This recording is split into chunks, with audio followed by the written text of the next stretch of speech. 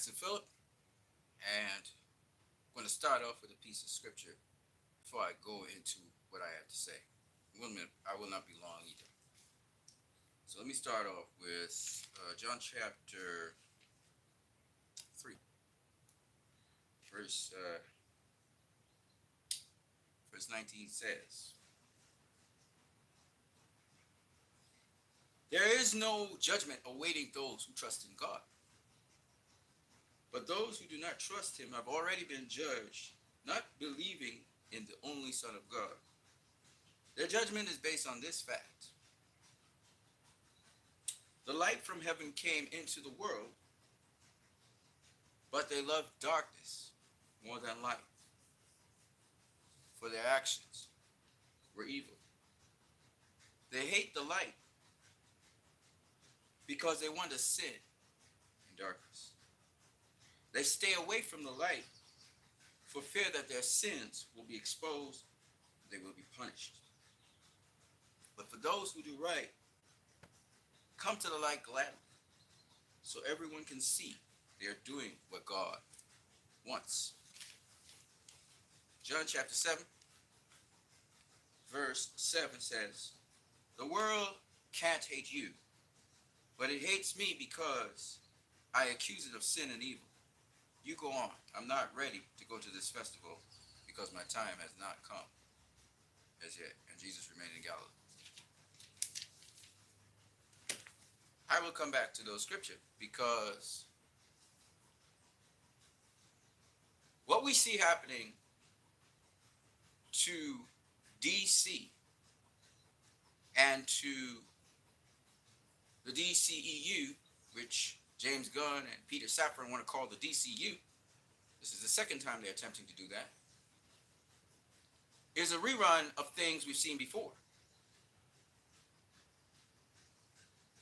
In a video I put up very recently, I said that your sins and everything you do that's wrong, which you're trying to hide, it's in plain sight for God.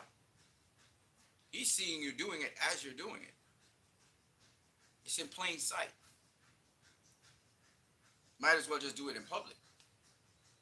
But because you're ashamed and afraid, you try to hide and do it. Because you know it's wrong. If you knew it was right, you wouldn't hide and do it, would you? I have a confession. I struggle with certain things in my life. Certain sins. Some of them you guys see and some of them you don't see. And God knows I know. And maybe several other people know. But when you make up your mind, you want to turn from that. You want to turn from that direction because the results never are good for you or for others. That is the start of you moving in the right direction. And then you have a chance at redemption in life, really experiencing life, freedom. Warner Brothers, David Zaslav, I want to speak directly to him. You have a choice to make. Black Adam is not doing well at the box office right now. Okay? It just isn't. All right? It has to make between 400 million and 500 million to break even. We all know this. Okay? 2x the box office covers advertising fees, distribution rights, all of that stuff. In terms of cost, at minimum, Black Adam needs to make $400 million. Black Adam is nowhere near that right now, as far as we do know, with Box Office Mojo tracking. And it's the third week. The most amount of money any movie makes is in the first 3 weeks. And after it, it's downhill from there. If we're talking about a movie that's supposed to be with this new regime, supposed to spark off this new DC, new universe, all of that stuff, and this movie can't even break even, and it flops at the box office like the Hamada Burgers. It did a little better than the Hamada Burgers before, but it still flops. Then you have to reconsider what you've been doing. Because guess what? You've been making this mistake over and over and over again. You did it with Superman Returns. You did it with Green Lantern. You did it with Batman and Robin. Same mistake. Trying to get a universe where the kids can come in, the families can come in, everybody can enjoy it. Dial back light universe, which you saw Marvel succeed with. And so you're trying to get that. And you're going to fail over and over again. But I'm saying more than that. I'm saying clean up your house. You're trying, David Zaslav, to satisfy the creatives. You're trying to bring back the actors. You're trying to get directors to their movies come forward. You're trying to make the work environment somewhat of a better place than it was before. So you say at least. You're trying to push Superman, Batman, Wonder Woman. All of these things are admirable things. They're very good things. But it's not going to bring the customers back. And by now, if you haven't realized, a lot of the DC fans that support your movies and go see your movies, which you're not seeing going to see your movies right now, are Snyder fans. Why? Zack Snyder started the DCEU, my friend. Zack Snyder got these people on board. A certain kind of movie. So if they're absent in the cinema, it means your experience is not reaching them. They're not interested in what you have to offer. In other words, let me try and make this clear to you, Mr. David Zaslav and Warner Brothers Discovery and all the executives out there, because you're not understanding us. There's a disconnect.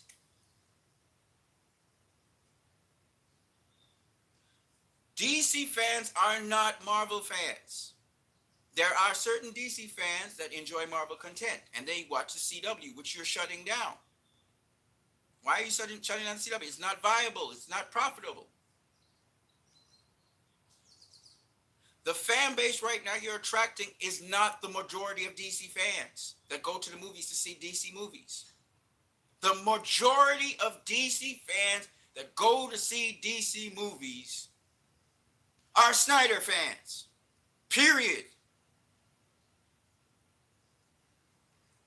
Black Adam could have been a $1 billion hit if you had satisfied that section of the population that had been asking for the longest while to restore the Snyderverse, which now includes a wider section of people, some of which went and watched Black Adam. But those are fringe people. Those are not the original people who went to BVS and supported BVS, who went to Suicide Squad and supported Suicide Squad, Studio Squad we call it now, who went to Wonder Woman and supported Wonder Woman. The bulk of the people who support these movies are Snyder fans. Make no mistake, the core is Snyder fans. They liked what his universe brought to the table, and they supported it, of which I am one. We are not a minority. And if you want to put it to the test, tomorrow there's going to be released the Ayer Cut, a campaign, November the 5th, as you can see from my profile pic. And we will show you how many Snyder fans are out here. And mind you, when I say a Snyder fan, it does not mean that only Zack Snyder movies we are interested in. No. Let me put it to you this way. I enjoyed Todd Phillips' Joker. I enjoyed David Ayer's Training Day. I'm not going to just stay with comic book movies for a minute. You will find that these fans have a high taste in movies. We like very good movies, well-made movies. Some differ from others. Some people like The Dark Knight. I don't particularly like the Dark Knight trilogy, but I understand when I see quality. So these people like quality movies. They're not people who like rock'em sock'em robots on the screen and stylized fighting. It's ironic that they call Zack Snyder style without substance, and this is the person almost every director is copying right now. The man comes up with creative ideas to direct, and he also comes with something always new, original, and the stories have so much value. You can go through them multiple times and find more and more things in the story. Marvel is established. I won't go into Marvel. I won't say anything about Marvel and the Marvel fans. We're focusing on DC. You say you want the brand to be respected. Then you must be respected first in-house. You can't go out-house. You can't say you're going to the whole world and you can't handle in-house. In-house is not supporting you. You have to have in-house support. You have to have in-house support. Don't let the minority of DC fans who look at anything, and some like everything, and some hate Zack Snyder, like Jeff Johns hates like Zack Snyder, and they're anti-Snyder. But they're very few and far between. The majority of the fans in DC love what Zack Snyder was doing, his vision, and what world he was creating with the other directors. Patty Jenkins, James Wan, Rick Famuyiwa, those were the original directors. David Ayer, what they were going forward with, the original vision. A lot of DC fans were on board with that. Until Warner Brothers decided to change it up because of what happened with BVS, their second film. And since that time, trying to do that pivot, since that time, trying to do a reboot on the correctors, and what Jeff Johns has been pitching to you guys, you've produced flop after flop after flop. Because you won't listen. There's nothing wrong with the creative directors having their own vision, like Patty Jenkins with Wonder Woman. Absolutely nothing wrong with that. But what the studio did to David Ayer, what the studio did to James Wan, may I say, James Wan wanted to make a much better movie than that. He really was very successful. It's unforgivable. You've rebooted the universe, and nobody wants to go see your movies. Black Adam right now, we're wondering if it can break even, or if it's going to flop. That's the question. But you go on a callers meeting and say it's a success. A success at what? At what? Amassing a little bit more money than the others? This is what I'm talking about. You're in the dark trying to scheme and make your own things, and you're playing politics inside of there, instead of focusing on your primary customers who made your movie successful. With Black Adam, you left at least $500 million on the table. At least. Why? The core fans who would have supported that movie would have donated about maybe 200, maybe 300 million. So you'd have 200, 300 million more. But then after that, the excitement those fans would have generated would have boosted that extra 200 million from the general audience who would have jumped on board. Exactly what happened with the 1.5 million tweets that happened when we said restore the Snyderverse on Twitter. Same thing happened with the million tweets that we had when we said release the Snyder Cut. The general audience gets the buzz from the fever from the fans underground. They're repeating things over and over and speaking things over and over, and the excitement percolates over to other people. They're interested. Their interest is piqued, and if they see the movie, it's worth their while to watch. They get interested, and then the word of mouth goes. My point being, you're not utilizing any of that. You're running the brand down. You're going after an agenda that Jeff Johns and Walter Hamada and Toby Emmerich and Ann Sarnoff said, because you feel you're shackled by the fact that these people have their movies coming out next year. Right? They have a whole slate of movies coming out. Now you could cancel the whole slate of movies, or you could release the Ayer cut in cinemas before the year ends. And next year you could release the Snyder Cut in cinemas before the year ends. Both were movies made for cinema. They weren't made for HBO Max. They were made for the big screen. And what we want to see is how those movies perform in the cinema versus the current slate of movies you have. That'll inform you of what you need to do with the Flash movie. You should be pivoting back to the Snyderverse. And I know WB saying, well, the Snyderverse is not canon. The Snyderverse is not canon. You're talking about a universe with Superman and all the Superman films. What do you think Zack Snyder was doing? What do you think Zack Snyder was doing? Superman was the helm of the Snyderverse. It started with Superman, and Zack Snyder carried on Superman's story. Why would you want to start it all over again? What are you really saying? Why are you trying to reboot everything? Why don't you continue from where Zack left off and tell Superman's story? Why are you doing this? And then the thing about it is, the people you put in charge of DC right now, I'm not qualified to be in charge of DC, in my opinion. I can only give my opinion. James Gunn, of all people, James Gunn hasn't had a successful DC movie in cinemas. Why are you putting him in charge of DC? Because he's been involved in the filmmaking. Don't get me wrong. James Gunn is a legendary. He's a legendary director. Legendary. But you are putting him in charge of something he has not succeeded in doing himself. We know he has a good understanding of the Marvel properties, but he clearly hasn't translated that to DC. Some people say they like his Peacemaker series, but who are these people? Are they the majority of DC fans? No.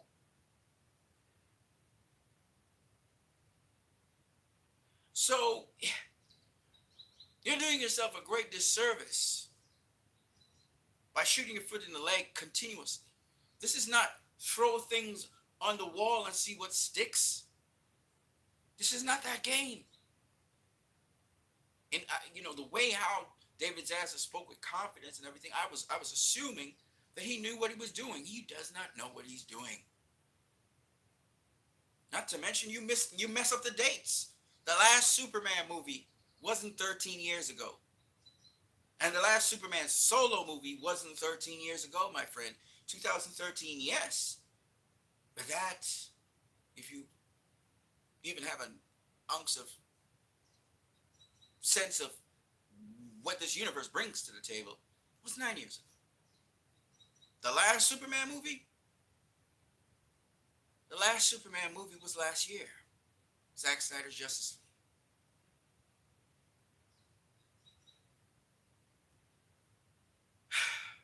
Unless you're talking animation. And in any case, it's still last year.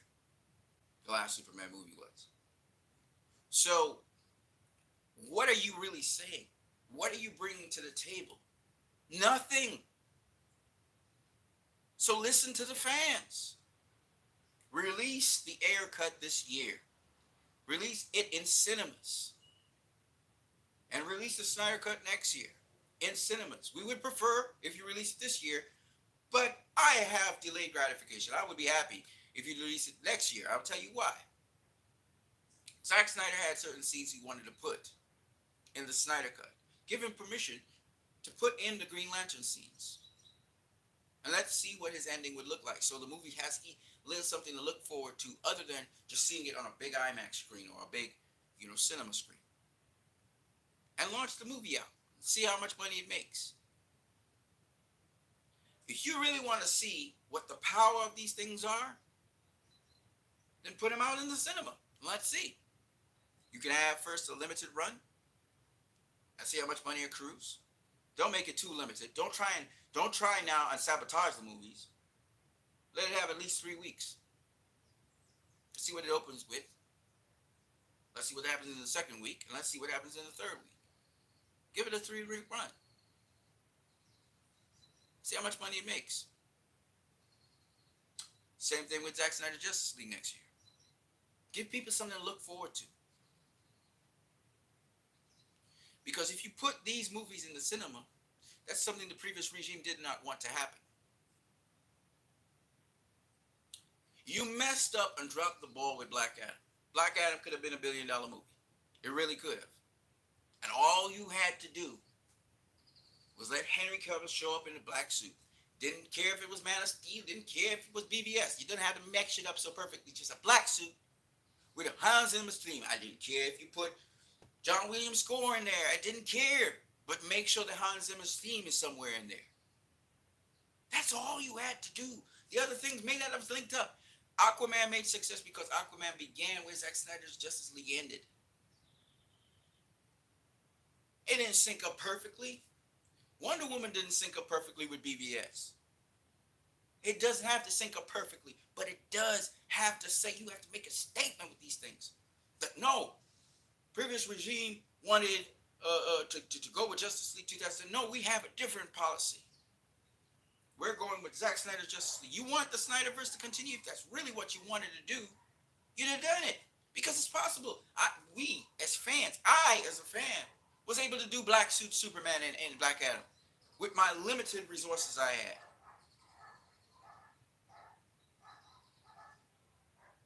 You got to put aside all the ego and all that foolishness, and you got to listen. You got to listen. Y'all are not listening. And you're going to continue to get flops. People are going to continue not to support your stuff because the people who originally were supporting this stuff liked a certain taste of movies and liked a certain director. But besides that director, they also liked other directors. But the direction in which the universe was going, they enjoyed that. And it made money. Now you've had movies that got great critical scores and everything possible to make the movie do well. You had the spin, you had your press, you had the media, you had everybody on your side. And it still doesn't make movies. They still flop. You know why? They'll keep on flopping until you are willing to accept that your fan base, your core fan base, are Snyder fans. Until then, you're just gabbing because all your movies are going to flop. And I'm going to tell you this. If you look into Marvel and Marvel fans to support DC, this is not going to happen. Marvel had a lot going on, and what they're doing, their fans are satisfied with that. They're not going to go across and support DC if DC don't bring something to the table that they like.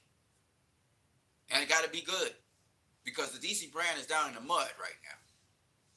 So the only people you can go to who will bring excitement, who will be excited about your movies, are Snyder fans. So you better buck up or buck out. Don't stay here. Leave. And let somebody else handle the DC franchise. But the way I see it is business as usual. Same old boys club. Same foolishness. Same irking the fans and turning them away. You're not interested in the fans. The moves you are making are moves that the fans don't enjoy. And the one or two detractors out there of this that are making you think that you're somehow appeasing the general audience, they're fooling you because they're not even buying your movies. They're not even supporting what you do. They're lying to you.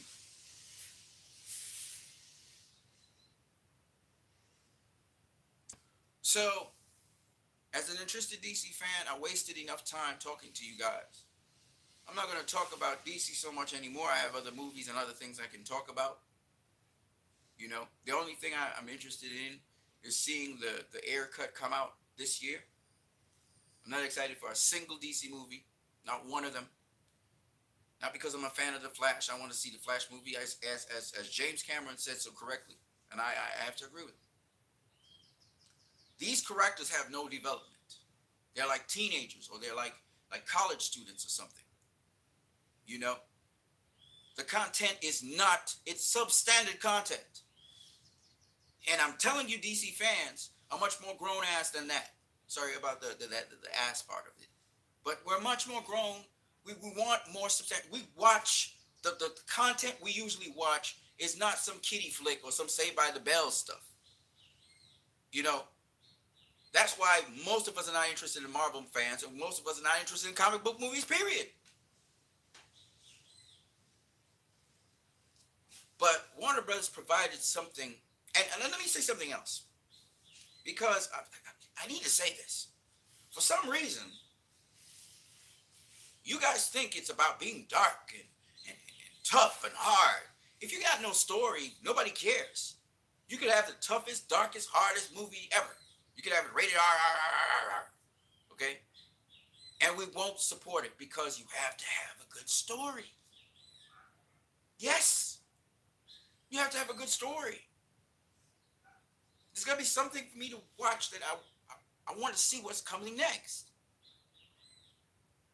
You guys had one of the best directors you could ever have for DC. Your Kevin Feige was Zack Snyder.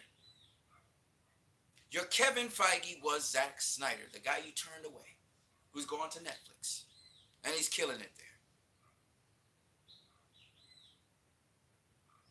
Why? Because of a jealous Jeff Johns who sold you a bunch of nostalgia bull? How could you be so naive? You have one of the biggest catalogs, one of the finest catalogs of characters, and you don't know how to use it. You don't understand it. The people who are managing these things have no clue as to what to do with this catalog. The one guy that had a clue, the one guy who was moving it in a direction that was substantial, you fired him. You pushed him out the window.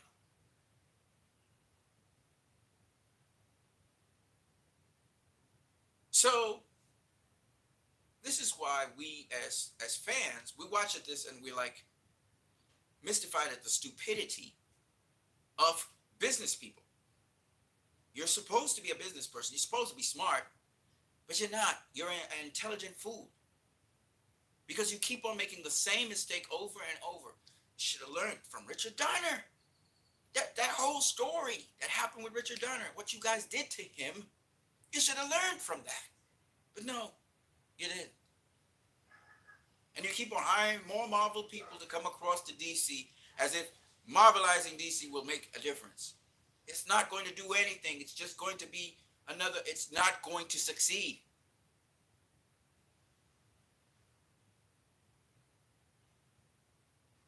You should have just continued what you were doing.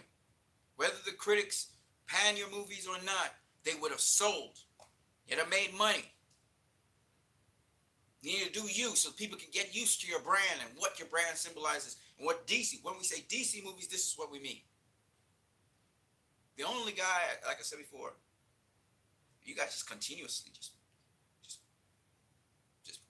make mistakes. You're just so terrible at it. You're awful. So the only guy I may go into the cinema to support is David Sandberg. This guy is staying true, at least in his ads and in his trailers, to the Snyderverse. You could tell David Sandberg wants to connect with Zack Snyder's vision. He doesn't want to connect with whatever the hell the studio is doing there. He wants to connect with Zack Snyder's vision. And I hope he gets that opportunity to do so. And I would support him in that. Whether his movie is trash or not, I would actually just make a statement and support him in that. That's the direction we want to go in. We know that Zack Snyder's story ends with Justice League Part 3. We know. It was going to be that way back when. And then we're still going to continue the DC characters and move forward. We're still going to do it. We're not saying that you can't have different runs, to put it more succinctly, that one run doesn't have to necessarily connect with another run. What I'm saying to you is certain comic book runs didn't do well. Why are you going and repeating the same mistakes you made before? Why are you going back like you're stuck in, we need to have retro Superman. We need to have retro Superman. Why? Oh, Batman's a great franchise, so let's pull back the old Batman, and then we'll find anybody who to direct the Batman movie, and then Batman will be successful because it's Batman. No, it doesn't work like that. It doesn't work like that. It doesn't work like that. And yes, an actor can have a passion project, but by now you realize not every actor is qualified to do their passion project. Look what you guys did with Harley Quinn. Harley Quinn was the shine out in the studio squad. She got her own movie, flopped. And Wonder Woman didn't flop because it was done right. It was done right. Wonder Woman 84 flopped because it was done wrong. And Patty's a hell of a director, but she does not do action. She does not do action. She's not a story writer.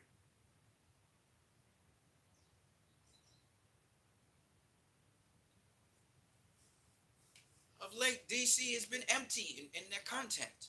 Empty content. Notice I'm speaking on issues. I'm not speaking about personalities. I'm not speaking about people. I don't care what their backgrounds were. I'm speaking on content. What made Man of Steel such a great movie? I see everybody on Twitter, Man of Steel, Man of Steel, Man of Steel. What's that supposed to be?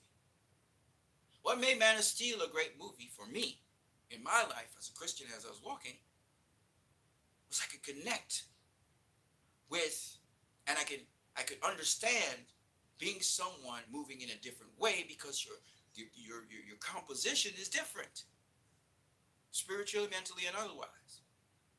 But your capabilities immensely.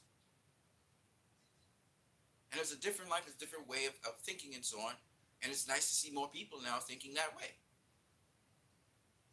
And that's why I identified with Man of Steel and that nice, elaborate, long journey that Zack Snyder carries. And he was able to touch my life and touch several other people's lives. People talk about, Man of Steel being a movie where a person was hopeless and their brother died, and Zack was able to bring out and show us what hope looks like. Hope is not something where everybody at the end of the day is smiling and happy. You can be still in suffering. You can still be in a messed up situation, but you have hope, and that helps you to carry on. Zack took what a lot of you guys saw as a fickle sort of Hollywood pop culture sort of thing that was always, done in a certain way, and he made it real for real people. He showed a hope. The story doesn't always end well, just because there's hope in there. We saw Superman die in BVS. He died, but there was still hope. The story don't have to end well. A lot of times in reality, in truth, stories don't end well. But we still stay hopeful. We're not crushed. We're not in despair. All is lost. We don't go there. We're still hopeful. Our story doesn't have to have an ideal ending or they ride off in the sunset and live happily ever after to be hopeful. You don't have to smile to be hopeful. You could be in agony and pain, but you still have that hope, and you're moving towards that hope with faith. And Zack was able to show that. He was able to show it. Instead of telling you about it, he showed you it. These are things that bring more value to these movies. And I'm looking forward to James Cameron's Avatar because I know he's going to also produce something substantial. It's not just going to be a visual, bonanza. It's also going to be something substantial. Because real artists, they know how to do that. They ain't no jokes. Yes, sometimes we need to laugh at things in life. Yes, sometimes we need to keep things light. But it ain't all about jokes. In fact, life is not a joke. It's not a joke. So, putting people who want to see a certain kind of movie and giving us this generic mess of movies, the same thing. Ha ha ha, hee ha, really, that's for kids. You want to see, okay, so bring the kids into the cinema, let them watch. Except, if the parents ain't interested in the movies, the kids not even going to get to see it. Kids love anything. Kids will watch anything. No doubt about that. You got an audience right there. The problem is getting them into the cinemas because their parents and the adults don't necessarily want to go see those movies. And that's where you guys drop the ball. And some of the TV shows, Teen Titans, they put Teen Titans into the movie. It didn't do well. Why? Because you thought the kiddies love that so much that they would. No, the parents have to get them in there. They're underage. They need an adult with them. Hence, you lost out because the parents wasn't connected. So you gotta understand what your demographic is. Who are the people who actually you're missing out on watching your movies? Unless you don't care and you don't care if your movies do profit or not. You're not in it for the money. You're in it for maybe a power trip or ticking off fans or something like that. If that's your vibe, well then fine. We just won't mess with you, and we'll just keep on saying restore the Snyderverse until we die, and you know we're not going to support anything you have, right? Which is okay by us because it's not about a boycott. It's just that we got interested. If I'm not interested in what you have to offer, hey, guess what? I never really watched a whole bunch of comic book movies. And you'll find that a lot of people who watched your movies didn't watch a whole bunch of comic book movies. They were turned off by Marvel. They were interested in comic book movies before Marvel, like, and not to say these were Marvel movies, but X-Men. A lot of people were interested in X-Men movies because they had a story, they had a journey, they carried you somewhere. So I'm just saying that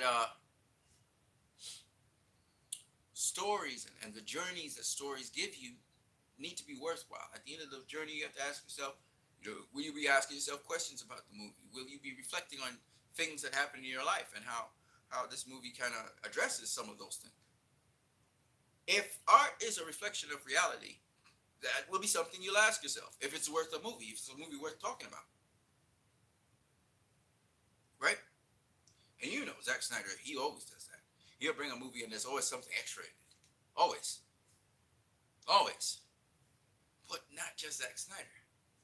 There are other directors out there that do something like that. I said James Cameron was another guy I mentioned. And I want to see what David Ayer had in store for us. Release the Ayer cut. Shout out to the people who are right now smashing the like button and watching my videos. Shout out to you. So I'm just saying to you and to many other people out there in executive land who've been doing some, I don't know, what's wrong with you executives? I don't know what's wrong with you people in Warner Brothers. Trying to push an agenda that's never going to work. It's just not going to work. Not with this audience.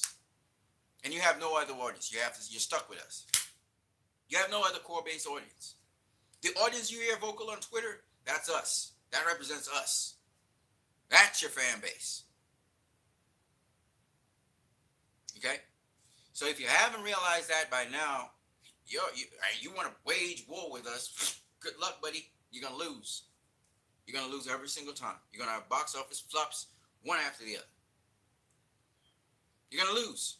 Ultimately, in the end, it's all about money. It comes down to money. It doesn't come down to what the critics rate and all of that. It doesn't mean anything. What you want to do is make profit at the box office. If you enjoy making losses, then fine. Be my guest. Lose as much money as you want. If you're interested, however, in making a profit and getting fans excited to see your movies, then I suggest very strongly that you look at the Snyderverse and restore it as an option. So that if that area makes a ton of money, makes $1 billion or $750 million or $800 million, whatever it is, at least you have this big chunk of money that you made every single year, so that covers some of the losses with the universe you're still trying to pursue. And you may find goodwill. You may find people coming and transversing both universes and supporting both universes as time goes along. Because of goodwill. You restored the Snyderverse so the fans feel obligated to say thank you, and so they may support some of the crap that you may put out. Knowing it's crap, but still, we'll support it anyway. And that's the thing, so you can develop and find your own fine-tune and experiment and fine-tune what it is you're really trying to put forward to the fans. We'd support you until then. But don't expect us to support you in crackdown nonsense, and you don't want to support us. You don't want to listen, not just listen to us, but do some of the things we suggest and make it happen after reasoning with you. If you're hard at, oh, we're the boss. Okay, you the boss of nothing. As Jarrell said to General Zod, you will be the leader of nothing. All right, that's what's going to happen. So again, it's up to you. You know, as leaders, you make the choices. You make the decisions. You can humble yourself and decide, you know what, the fans are right. Let's give the fans what they need. Let's give the fans what they want. I was listening to my boy Sil, and by the way, shout out to Sil and Mikey Sutton. I like them. Don't get me wrong. I like those two guys. But Sil was saying brick by brick, layer by layer. And I get what he's saying. I get where Warner Brothers is coming from. I get what the business aspect of it. I get what they're saying. Don't get me wrong. I get everything you're saying. I understand why Justice League 2017 you consider canon. It's not like I don't understand you. But do you understand me? Do you understand the position of the fan? Do you understand the position of people who want to put out their money to help you, but they're not going to just take their hard-earned money and they're going to just throw it at you? Oh yeah, take my money. No, we're not going to do that. We're not Marvel fans. And Marvel fans became confident in Marvel over time. Over time. They're a dedicated fan base now. It doesn't matter what Marvel puts out. They're dedicated because over time, they got to know the characters, they got to know things, they got to get confidence in the brand. Okay? And you started off this relationship on a rocky start. I'm not saying it can't be repaired, but it's a rocky start. Fans been telling you, hey man, Black Adam, y'all really want to make this Black Adam happen? Well then, connect it to the Snyderverse. And I understand you don't think Snyderverse is canon. You think this is a separate story. Let's keep it elsewhere. Didn't work out though. Didn't work out. We explained to you that all the movies that connected themselves or plugged in, whether it's the actors or whoever, plugged into the Snyderverse were successful, including Shazam, who, Superman was blue suit. True. But at the time, we didn't know if Superman was going to come up in the blue suit or the black suit. So Restore the Snyderverse was the thing. Dude decided, I'm going to plug into BVS. And he plugged into BVS hard, okay? The Batman v Superman thing and all of that. So, Sandberg plugged into BVS, supposedly the bad movie of the DC. Nobody else was plugging into BVS. Nobody was mentioning BVS in their movies. He did, and he went hard. Sandberg went hard at it. I didn't even watch Shazam yet, okay? I got to go and watch Shazam, the first one, because I'm going to watch the second one. I guarantee you, but I can't guarantee you, because you never know. Things can change. And this is a Hamada burger, so I don't know, but David Sandberg is the only guy I've seen. And yes, he has a comedy, so you guys gonna, of course, entertain him because he's having a comedy. This is the thing you want, right? But this DC character is made. This Shazam is made for comedy. Shazam is that kind of character. So David Sandberg is playing in a sandbox that absolutely supports what you want as Warner Brothers and what we are willing to watch. We would be like, yeah, sure, this makes sense. Yeah, sure. May not be as funny as I want, but this makes sense, right? So as a fan, this Hamada burger is one I can actually eat because it's a Hamada burger that makes sense. Shazam is not, he's a wacky, kooky kind of character. He's funny. And so this makes sense that Shazam would be in something like this, right? So Shazam makes sense. Not to say that the actor that plays Shazam is necessarily the best Shazam I've seen. I don't say that's Shazam. I don't think so. But hey, that's just me. I think the kid who plays Billy Batson plays Billy Batson. But the adult actor that plays Shazam, I don't feel it. I don't really feel it. He tried too hard. But it's all good, though.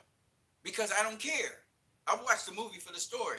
I don't have to buy into everything. You understand what I'm saying? Don't get it twisted. I'm nothing against, by the way, nothing against you, Zach Levy. Zach Levy, you're a hell of an actor. We already know that. And just because of my personal preference, don't feel a how about it. You know what I'm saying? And I remember what you said. There ain't no Snyder cut. You did. How will you know? You know what I'm saying? Yeah. So I'm just saying. I'm not mad at Zachary Levy. You know what I mean? He got a gig. Good for him. He does Shazam. He does a decent Shazam, in my opinion. I'd go watch the movie. Right? So, and I do like David Zamper. So, it is, and the kid who plays Shazam, Billy Batson, who plays Billy Batson, good actor. I like him. So, Shazam, good man, good movie. I don't care. I'll go watch it because that's a movie. I may not. I may leave the cinema being like, uh, oh snap, JB. Shout out to JB. What's up? I hope you make improvements to your audio. Sometimes I have to stop because I can barely hear it. Yeah, it's breaking up and everything. I'm so sorry about this, JB. I'm so sorry about this. Like, maybe I'll have to use what's it called, StreamYard. I may have to use StreamYard because I know my audio is crappy. I know it's crappy. I'm so sorry, JB. I know you listening. Shout out to JB, by the way, always supported me. You told me about my audio a couple times. It's the phone that I'm using. It's kind of quiet. I don't know if I have to set the audio settings. I don't know how to set them right now on this phone. I go through phones like they're water. But Levy lost me when he made fun of the Restore the Snyder. I know. But you know what? He an actor. He going with the flow. He probably going with what the studio said and whatever. I'm not mad at him for that even. You know what I'm saying, JB? I'm not mad at him for saying that. You know what I mean? I won't hold that against him. I like Shaz- and I really like the director of the movie, David Sandberg. So I would support that movie because I believe that David Sandberg, if he could, he would continuously he would want to be in the Snyderverse. You know what I mean? He's the guy that would want to be in the Snyder. You can tell just the way how he crafts his stuff, the storylines, how much he used Zack Snyder's BVS inside of that Shazam movie. So David Sandberg's a guy that I would love to support because I think he would rock hard with the Snyderverse. He make fun of it a little bit and stuff, but I don't care. That's supposed to be Shazam. It's Shazam. You know what I mean? So I could see Shazam, and it's a comedy. So I'm cool with that. I really am. Especially if he's probably going to be the only director that unabashedly and fearlessly used the Snyderverse. He's the only guy that I've seen use the Snyderverse really heavily, whether it's in his ads or even in his movies. You know what I mean? He didn't know that Superman was going to be wearing the black suit at the end of Zack Snyder's Justice League. He didn't know that because Zack Snyder's Justice League never came out. It didn't come out at the time. So if he had known, he probably changed the suit color. You know what I mean? So and this happened. I think after. Did it happen? Let me see. Shazam happened. Did Shazam happen after? Yes, it did happen after Justice League, right? 2017. So it would have been nice if it came out in a black suit. That would have freaking the whole freaking. Sorry about the freaking part, but the whole if that had ever happened in Shazam, that first Shazam, if he came in a black suit, jeez, y'all, that would have changed everything, wouldn't it? But he wouldn't have known. He couldn't know that. Absolutely no doubt about the fury of the gods. Yeah, he gonna live that.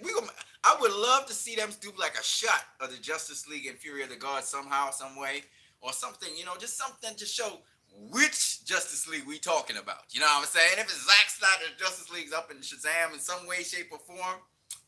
Snap. Snap.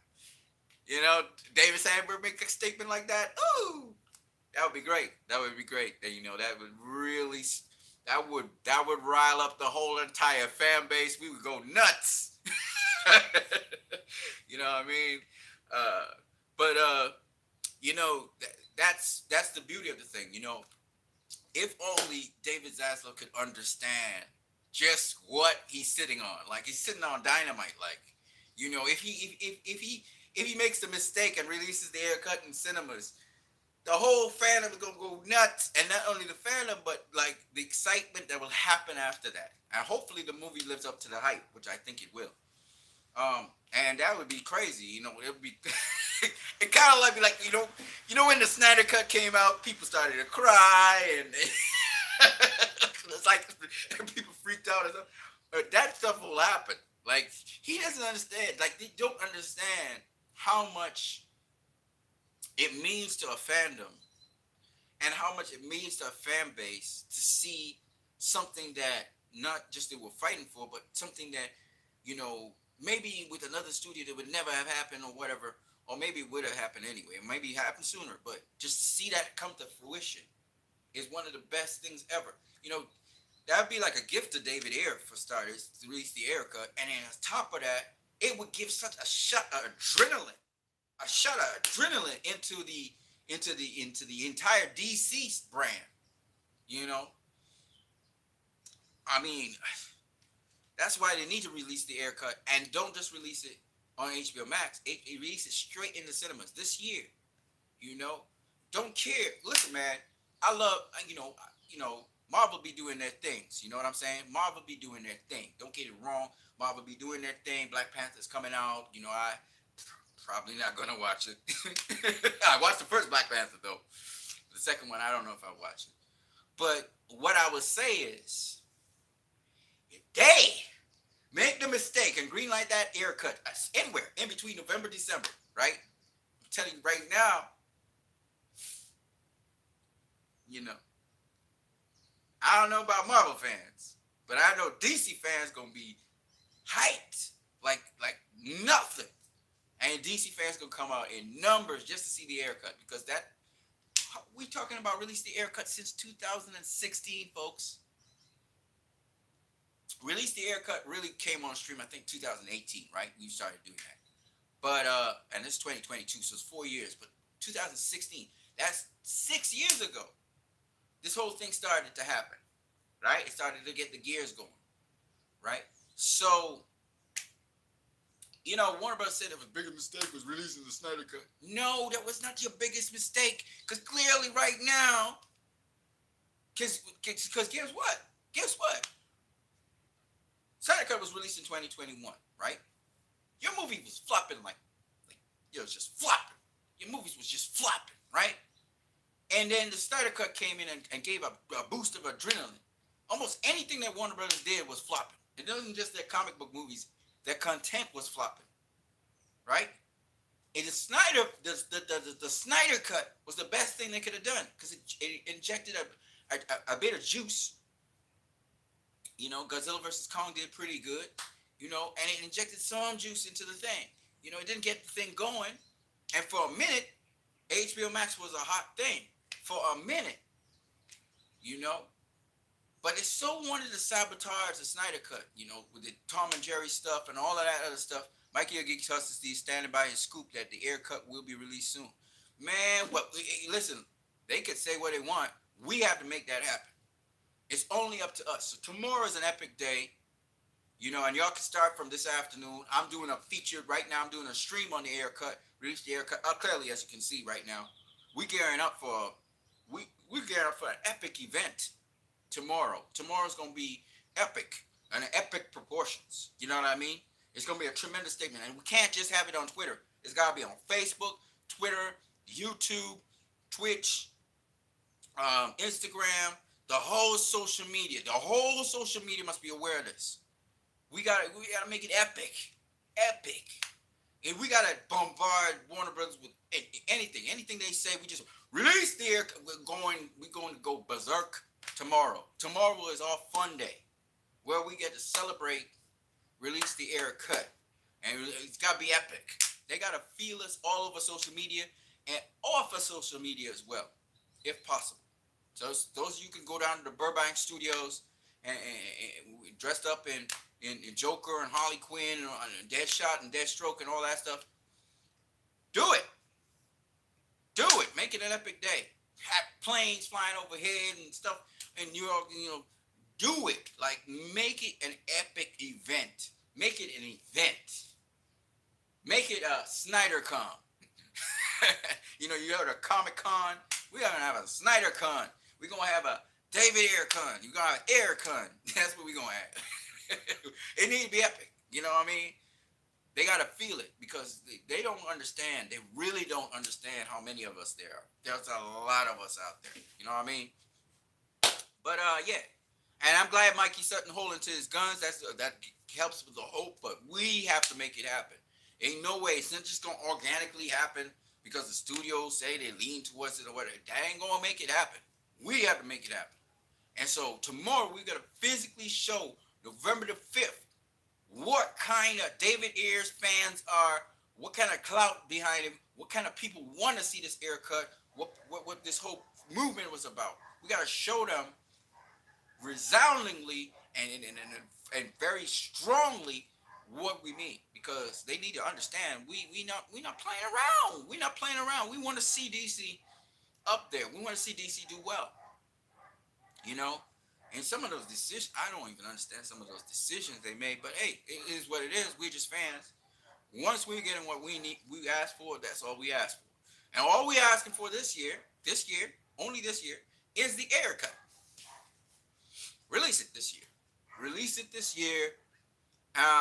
You know, we know Avatar's coming into the cinemas and all of that, but I'm telling you, man, Avatar is a hell of a movie, and I will go and see Avatar. Don't get me wrong, but if you ask me which is more interesting, the haircut or Avatar, I'm gonna say the haircut, right? Because we talking about the haircut being in the media's eye now for 6 years. 6 years. 6 years. That's like a boxing match. You know, 6 years you wanted to see two guys, you know, go at it. 6 years in the making. That's 6 years of advertisements. That's 6 years of you don't have to say nothing. All you gotta say is, okay, the haircut has been green light for cinemas worldwide, and the whole place will go nuts. Right? You know what's another thing that needs to be come out there? Shout out to my Alita crew people, the Alita Army. We need to give Alita her sequel. We're gonna get on that though. But I started turning those cards because Disney need to step up. You need to step up. You can't be doing Avatar and all of these things when we don't have Alita Battle Angel, you know, the sequel to that. We need a sequel. And so I just let people know that, hey, listen, you know, if studios really want to have a nice time, but you got to be able to discriminate between the dissident voices, that is the people who are not really meaning you well, okay, and the people who mean you well. You mean your studio well, and they're just telling you what it is that they want. It's not just, and they're not arbitrary about it. You know, you heard my reasoning for what I'm saying and why Warner Brothers should stay with what they do well, right? We're not being arbitrary. We're not being flippant with it. You know, there's certain fans who are very flippant. We're not talking about them. If you listen carefully to the fan base, you will realize they're not flippant about what they're saying. When we were talking about the black suit and Hans Zimmer's theme in Black Adam, we weren't being flippant with it. It was what the previous director who showed Superman in his film, the most recent director who showed Superman in his film, was going for. And we were saying you have to discriminate that from what has preceded that, because this director has a different vision to what the other directors were flowing with. You see? So it's not Justice League 2017 Superman, you know, the Whedonized version. We're not really so thinking about that. We're talking about Zach's vision. You could put it, you could link it up with Black Adam right now, and that would definitely take the movie in a whole different direction. It would take it up, because Dwayne "The Rock" Johnson lost. You lose out on $500 million, bro. You just lost out on $500 million. You could have made, because you didn't have a certain set of people behind you. You pulled your fans. You pulled your fans, people who like The Rock, but that wasn't enough. And you couldn't get the kind of steam that the general audience needed to rock behind it, because you didn't have the excitement. You know, I think that you missed out on $300 million of Snyderverse fans, and then you missed out on $200 million extra of the general audience, because those fans would bring excitement. I think you lost about $500 million. You could have made a good stuck of cash. You might even cross $1 billion. It might have been, you know. But why? Why? Because you want to uphold a studio thing that previous regime had? Come on, man. You know, and Henry didn't help the situation. You know, Henry didn't help the situation either. You know, and he wanted to continue on Superman. that's independent of that, and there's nothing wrong with that. Again, I don't have a problem with him continuing Superman. He want to go in a different direction, no problem. Just two things though. One, you're going to do that. Make sure Zach continue his story, because you want people to support you, but you replacing that Superman with Zack Superman, we gonna mess you up. You know, you gonna get messed up. You know what I mean? Now JB says Man of Steel 2, Dawn of Hope, directed by Zack Snyder, that will blow the roof off. Go nuts. People will go nuts. But he don't have to direct Superman, right? He don't have to direct Man of, well, it wouldn't be Man of Steel 2. It'll be whatever, right? He won't have to direct the Superman solo movie. I'm not saying that he has to. I'm just saying this though. Zach has a track record of doing Superman right. That's all I'm saying. Right? So whoever is coming after better know what the hell they doing. Because Superman's not a character that you just play around with. Clearly, Joss Whedon showed he couldn't do Superman. You know what I mean? He tried, but the movie flopped, right? So if a movie's tanking with Superman, you don't want to go back to that version of Superman. You think you can you can't master the Reeve version of Superman. You can't take Cavill and make him Reeve Superman. You can't take Brandon Roth and make a Reeve Superman. Brandon Roth needs to stay true to Brandon Roth Superman. No imitation Supermans. Let the actor present a Superman that fits what, organic sort of progression of things. You know, Cavill's Superman is Cavill's Superman. And hopefully Cavill stays with Cavill. I see him doing the curl and all that stuff. I don't know why you're doing that, bro. Superman didn't have to have a curl. You know what I mean? We had George Reeves' version. George Reeves did his version of Superman. You know what I'm saying? You don't have to do Christopher Reeve. You don't have to do Christopher Reeve. George Reeves was before Christopher Reeve. You know what I mean? So I'm just saying there are different versions of Superman over time. Smallville Superman was a different Superman. It was, the TV series was successful, and then with the Henry Cavill boring off of Smallville, that the movie was successful. I'm not talking about in terms of critical rating. I don't give a damn about that. I'm talking about in terms of box office. It made money. All right, it raked a profit in. You know, you got Superman off the ground. So I'm just saying that it's a dicey thing trying to do Superman. Superman's not the most exciting character out there, and just have a movie on him, you have to make him interesting. And Zach found a way to make the Superman story interesting, which is why Superman to this day, the icon of Superman, has a certain pedigree, a certain value to it still. But ain't anybody and everybody could do Superman. You know, this is another thing I want to say. Patty Jenkins confuses Wonder Woman with Superman. Wonder Woman is not Superman. You know, that's the thing that Patty keep on trying to push. That's the buzz. December 2024 release date. I'm just hoping. Man, listen. I don't know if Zach gonna get it. I don't know the way our Warner Brothers moving. They moving so stupid. You never know. Might be some somebody who just don't mesh with Superman. They can make gift to do Superman. You just never know with Warner Brothers. But what I would say is,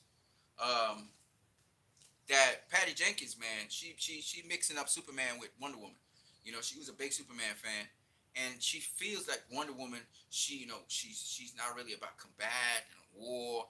And, she doesn't bring a shield. And listen, man, Patty, you gotta understand. Wonder Woman was trained to fight. That's what she was trained for battle. She was trained for war. Yeah, she has love and everything, but she's the real warrior. Out of all of them, Batman is a hand-to-hand combat and stuff, but he more detective. Batman is a detective, right? Superman, he's the least likely to want to fight or throw hands or kill somebody. Superman, the first option for Superman is not to kill, right? Superman's not going to kill you. Wonder Woman is trained for battle. If there's anybody who will do killing in that triplet, it's Wonder Woman. She would kill you, all right? She would stop you, all right? That's what she's trained to do, okay? Not to say that she would kill you, but I'm just saying, if you're a serious enough threat, she doesn't think twice to kill you, okay? And I think Patty mixes up Wonder Woman with Superman, right? While Wonder Woman and Superman have some similar overlapping characteristics, they're very caring, they're very loving, Wonder Woman 84 was terrible. Yeah. She dropped the ball with Wonder Woman. And the thing about it is, it was a movie that could have worked. It could have worked if they had tightened up the story a bit, and if they had the action right down pat, it could have worked. I know what Patty was trying to do. I really do. It just was executed so poorly. It was so poorly executed that she didn't get to tell the real thing, the real substance she was trying to tell in the story, because she didn't have the infrastructure in place to do it. She didn't have the proper stunt coordinators, the proper CGI, people. She didn't have the proper storytelling. So she was directing things, but they weren't. The story wasn't strong enough. It wasn't solid enough. And I'm very sorry about that. I feel sorry for Patty in that respect, because hell of a director, but she needed help with the action. She definitely need. I mean, the main thing that let down Wonder Woman, it started off very well with the Amazons, but the main thing that let down Wonder Woman, I mean, it really hurt Wonder Woman, was the action. The action was terrible. I mean, it was awful. And she could have. The mall scene was the worst scene I've ever seen in my life. It was just awful. And I know what she was trying to capture, and I know she was trying to get some humor out of it as well. It just turned out to be cringe. It turned out to be cringe. It turned people off. Um, it was just how it was executed, and it could have been done much better, much, much, much better, much better. And she still could have gotten that humor out of it. But it is what it is. I mean, it was terrible. I mean, it was awful. I mean, and Hans Zimmer was the guy doing the music, and it was still awful. You know what I mean? It was just, certain scenes were really good, well done. Certain scenes were just, there were certain moments of brilliance inside of that movie. Certain scenes were just fantastic. Once she wasn't doing action. Once it was an action scene, it was well done. You know, um, but the story was underdeveloped. It was an underdeveloped. You could tell they were still working out the story. And in some of the choices, you could tell Jeff Johns had something to do with it, because the choices were like, what? Like what? I understand why you, but what? You're scratching your head like what? So, but Patty Jenkins needs to understand Superman and Wonder Woman are different, in the sense that Wonder Woman, as much as she's caring, insightful, she's supportive, she's inspirational, she will kill. And Patty, even in Wonder Woman, the first Wonder Woman movie, she was like making a point that Wonder Woman wasn't killing people. And while that's cool, I'm pretty sure she killed the people in the tank. Unless you're going to suspend the belief. And I'm sure she killed the person in the tower. When she leaped up and she went straight at the sniper in the tower. I'm sure she killed him. I'm just saying. If he didn't die from the impact of her shield hitting him, he certainly died with the building falling down on him. I mean, she killed him. Straight up killed him. That's straight up kill him. Okay? You can't get away from it. That's what Wonder Woman is. She's going to kill. And that's something that Patty needs to understand. And they try to trivialize it, but that's just what Wonder Woman is. And that's why she leads the Justice League when it comes into war and stuff. She is the well-seasoned, well-ingrained warrior. And you can't divorce the warrior aspect of Wonder Woman from who she is.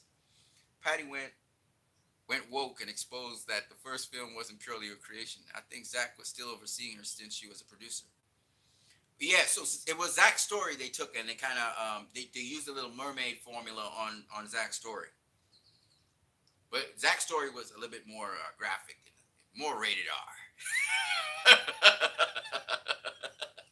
Zach was much more rated R.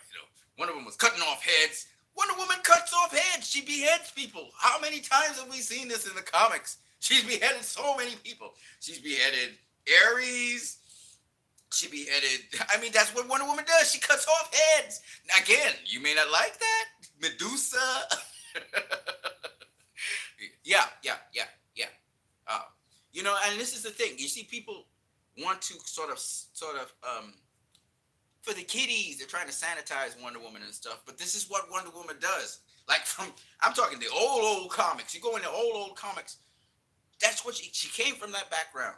She don't kill people. She don't just kill people mindlessly. Okay, she will use a lasso and lasso you or whatever, but she does kill. You know what I mean? She's like, you know what I would like in Wonder Woman unto? She's like the merciful warrior.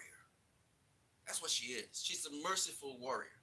She's very compassionate, very kind. Just like in the Wonder Woman movie, she was very passionate, very kind, very sympathetic, very loving. But I'm gonna tell you this: she is a warrior, and she is trained, and she's very powerful. She will kill you. I mean, even at the end of the Wonder Woman movie, the first one, she had to kill. Ares, right? She killed Ares. She killed him. Okay, it's not like she ain't gonna kill him. She killed him. She didn't say kumbaya, right? She killed him. She killed in the same Wonder Woman movie. She killed the general, and she killed the wrong guy, right? She thought he was Ares, right? She killed him. Okay, so let's not mix this up now. If she realizes things are getting out of hand, and this person it needs to be stopped, she will stop you. Okay, that's Wonder Woman. Okay, so don't get it twisted.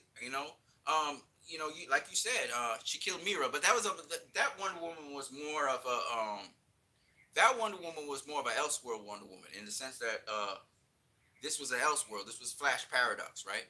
So she cut off Mira's head, right? She cuts off heads.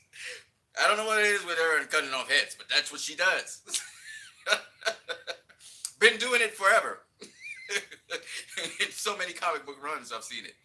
Right? Even when she impaled the God of War. I think it was the God of War. Was it Ares? She impaled a guy to impale an old man in the God of War. I mean, come on now. This is Wonder Woman. That's what she do. Okay. And that's why Zach kept true to that. You watch the scene where she kills the terrorists. She killed a bunch of terrorists, right? She didn't have much time. She had 12 seconds, right? So she killed a lot of them. But again, what is she supposed to do? Wonder Woman that's what she does. Now they sanitized it in Justice League in Whedon's version, but even in the end, when she smashed the thing and killed the terrorist, she killed him. Okay, even in the Whedonized version, she killed him, the head guy, right? So it doesn't matter. I mean, it's like a lot of people think that you have to be able to understand the characters and what they do and what they don't do. And Wonder Woman, part of who she is, she's not just a warrior, obviously, but part of who she is she's been trained for a very long time to be what she is. She's been trained, from childhood. From a little child, she's been trained to fight. Okay, so it is what it is. That's not a problem. But don't mix up Wonder Woman with Superman. Don't do that. Superman. Superman wasn't trained as a child to fight. Superman used his strength and powers to help people. He wasn't a fighter. Wonder Woman's a fighter. That's why the first Wonder Woman movie, she's going World War I. She's blocking mortars and going through. Her main enemy is not necessarily human beings and getting involved in human beings' wars and stuff. She's not going to fight a war for one side or the other. She's about the general humanity and protecting the general humanity, right? She's a protector. So she's really going up against other things. But don't get it twisted. She got to kill, she will kill you.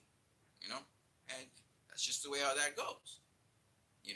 It's not the only aspect of her, mind you. It's overshadowed by many greater virtues and attributes of Wonder Woman. But the point is, where Patty needs to understand this. Wonder Woman does kill. She's not going to kill. She's not going to indiscriminately kill. But where she can, she will kill you. She will kill. She has to, she will kill you. As even Patty had to show in her movies. Okay? But there's usually what I like about Patty is she's showing that the big baddie is not really a big baddie. So in Wonder Woman 84, I really like the ending where she didn't kill I forgot what the major villain was. She didn't kill Cheetah, or didn't kill the other guy, right? and I forgot what his name is. And I thought it was nice. I thought the ending was nice. It was kind of weird. It was clunky and so on, but I understood what she was striving to do. She was striving to show that this wishes thing, which was not the movie wasn't supposed to be about that MacGuffin. It was supposed to be a different movie altogether. But that's another story for another day. Um, but the wishes thing, she learned that she could identify with the major villain because she also kind of got enchanted by the wishes thing, and she had to let it go. And he learned that he had to let it go as well, and he let it go. So it was a nice, like I said before, there was something there in that story. Don't get it twisted. Patty had something she wanted to say, and really, and also, I thought that she had a vision for the movie. It's just that it was executed in such a manner that kind of took people out of the movie a little bit. So, but yeah, she had a great lesson, a great message in that movie that kind of got overshadowed by the fact that the CGI and the action scenes were just horrible to start with, and then a moral scene was just terrible, and then on top of that, now, the story's kind of clunky in terms of story, there's plot holes, all kinds of things are going on there, and so it kind of really took people out of the story. If she had maybe if she had a better budget, or maybe if she had better people working with her, she would have really gotten that thing chiseled out and just really executed beautifully. Because she's a hell of a director. I'm telling you, man, she's a hell of a director. I don't know. People don't understand. Patty Jenkins is a really great director. It's just you can't just be a great director by yourself. You have to have people that can the right people around you to be able to put together the story you want, because she's a very ambitious story. It backfired royally, but it was a very ambitious story. She had a really strong message she wanted to give. That in spite of all of the mess ups, I got the message that she was trying to say at the end of the movie. But it is what it is. It is what it is.